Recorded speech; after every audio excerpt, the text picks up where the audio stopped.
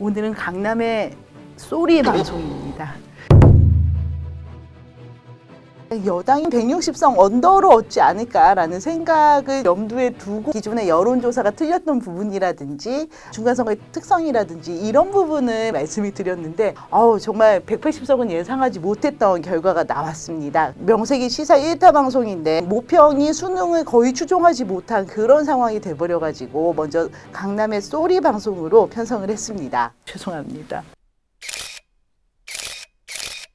보수층에서는 개표 조작, 근데 개표 조작이 있을 수 있는 시스템이 지금 대한민국은 아니고요. 향후 전망에서도 좀 극단적인 분석들이 나옵니다. 검찰개혁이라든지 공수처라든지 개헌이라든지 이게 180석 이후에 자동 반사적으로 나오는 시나리오인데요. 180석이라는 게 야당에게는 물론 엄청난 위기 상황인 거지만은 여당에게도 매우 관리해야 될 리스크가 높아진 상황이 돼버린 거잖아요.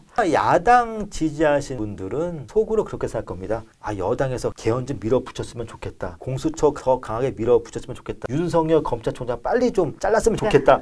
오히려 야당은 저쪽이 좀 극단적이고 좀 더 진영에 갇힌 행보를 보여주기를 원할 텐데 180석을 가진 정당은 그렇게 작동을 하지는 않을 것 같습니다. 그래서 저희가 생각하는 향후 전망은 첫 번째는 대선 후보 중심으로, 두 번째는 이게 1987년 체제의 마지막 선거인지 아니면은 새로운 거를 여는 선거인지에 대한 저희의 생각을 두 차례에 걸쳐서 말씀드리려고 합니다.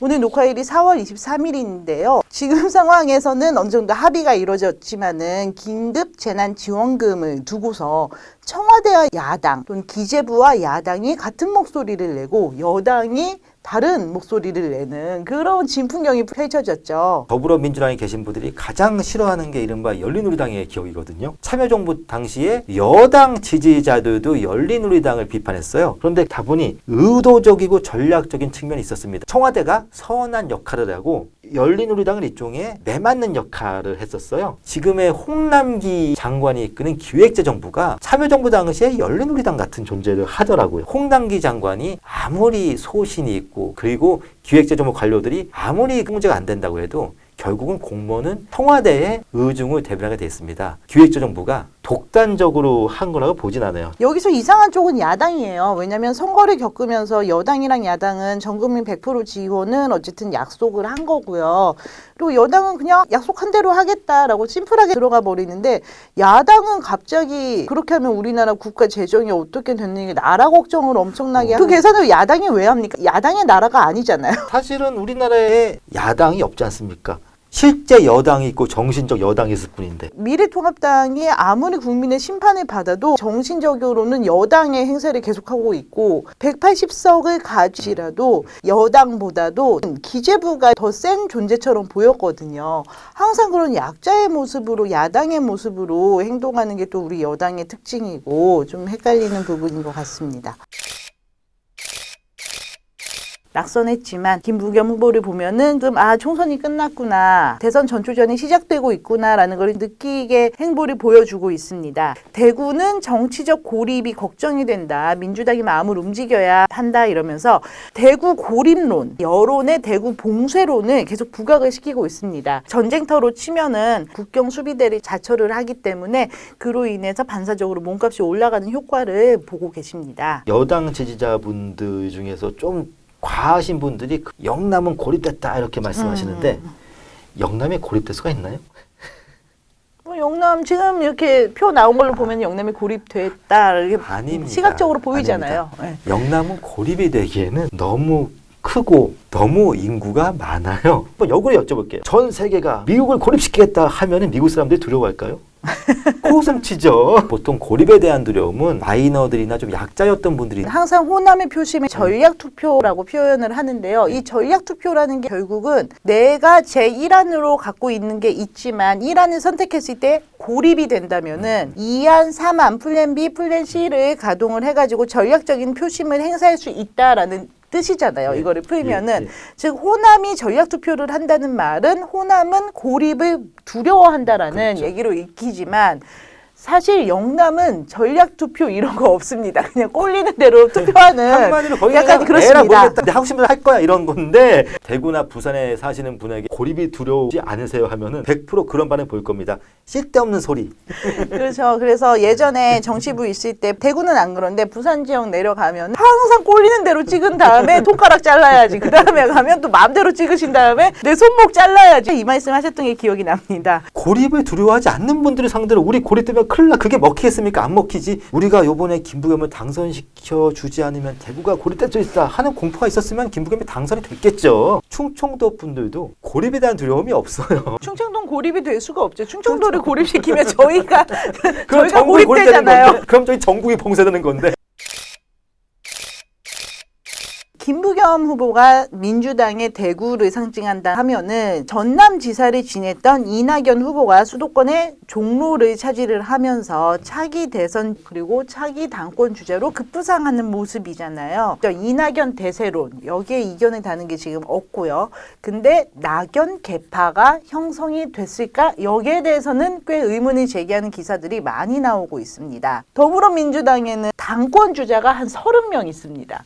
그러니까 수도권에서 단수 공천을 받았던 사람들이 31명인 그랬었잖아요. 그분들 다 당권 주자로 보시면 됩니다. 더불어민주당에는 영원한 당권 주자들이 많으십니다. 그에 비해서는 대권 주자는 특히 현재 주류인 친문 계열의 대권 주자는 기존에 있던 분들은 상처를 많이 받으셨고 현재 찾기 조금 어려운 상황이 된 거죠. 저는 이낙연 대세론에 대해서 회의는 안 하고요. 약간의 의문은 갖고 있습니다. 친문의 정치적 뿌리는 친노입니다. 그리고 예전에 강준만 교수가 그런 표현을 썼던 것처럼 영남 민주화 세력이라는 분들이 친노의 뿌리입니다. 조금 풀자면은 여당을 구성하는 지지 세력은 호남이 있고 부산 쪽에 영남 민주화 세력인 친문 진영이 있고요. 전통적으로 수도권에 화이트 칼라 직장인들, 기존의 노총 이런 전략적 정책적 연대 계층이 있고요. 지금까지는 이들의 계층을 한꺼번에 묶어가지고 대권에서 과반 이상 표를 득표할 수 있는 가능성을 보여준 집단은